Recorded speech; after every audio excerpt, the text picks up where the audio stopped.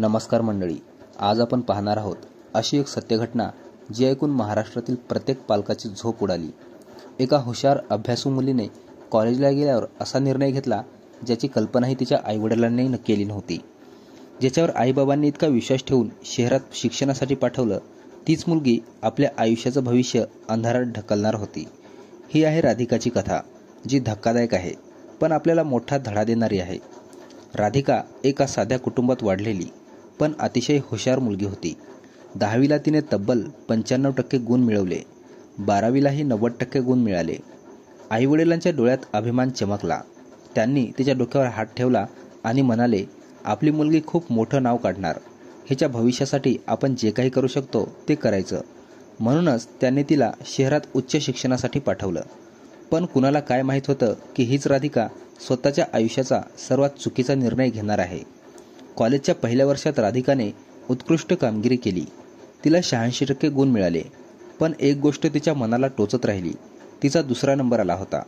पहिल्या नंबरवर मात्र दुसरी मुलगी सुनीता आली होती। सुरुवातीला ही गोष्ट छोटीशी वाटली, पण दिवसेंदिवस स्पर्धेचं बीज राधिकाच्या मनात राग, हेवा आणि सुडाच्या रूपानं उगवत होतं। राधिकाला वाटू लागलं, मी इतकी अभ्यासू असूनही पहिली का नाही आली?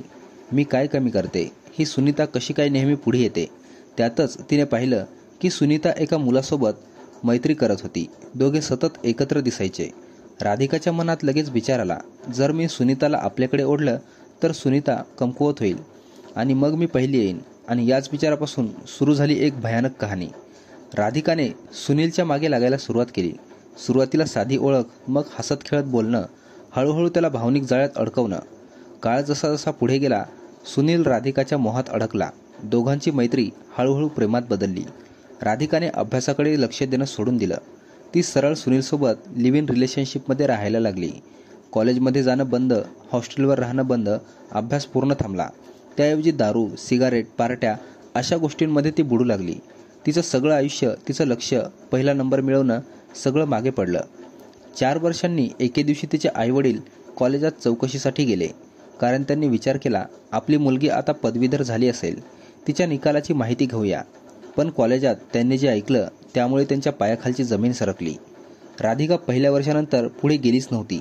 ती कॉलेजमध्ये गेलीच नव्हती। हॉस्टेलवरही ती राहत नव्हती। ती एका मुलासोबत नवरा बायकोसारखी राहत होती। हे ऐकताच तिची आई बेशुद्ध पडली। वडिलांच्या डोळ्यातून अश्रू ओघळले। आपल्या मुलीने असं कसं काय केलं हा प्रश्न त्यांना छळू लागला। शेवटी प्रकरण पोलिसात गेलं। राधिकाला घरी आणण्यात आलं। पोलीस अधिकाऱ्यांनी आईवडिलांना सांगितलं, हो, चूक मुलीची आहे, पण पालकांनी सुद्धा तिच्याकडे वेळोवेळी लक्ष दिलं नाही। दर 2-3 महिन्यांनी भेट दिली असती, फोनवर चौकशी केली असती तर इतकं मोठं संकट टळलं असतं। मित्रांनो, राधिकाच्या या कथेतून आपल्याला एक मोठा धडा मिळतो। मुलं कितीही हुशार असली तरी त्यांच्यावर लक्ष ठेवणं गरजेचं आहे। पालकांनी अंधविश्वास ठेवू नये, त्यांच्या आयुष्याचं निरीक्षण केलं पाहिजे, कारण एक चुकीचा निर्णय संपूर्ण भविष्य उद्ध्वस्त करू शकतो। तुम्हाला या कथेतील धडा काय वाटला कमेंटमध्ये नक्की सांगा आणि अशाच सत्यकथा जाणून घेण्यासाठी आपल्या चॅनलला सबस्क्राईब करा। धन्यवाद।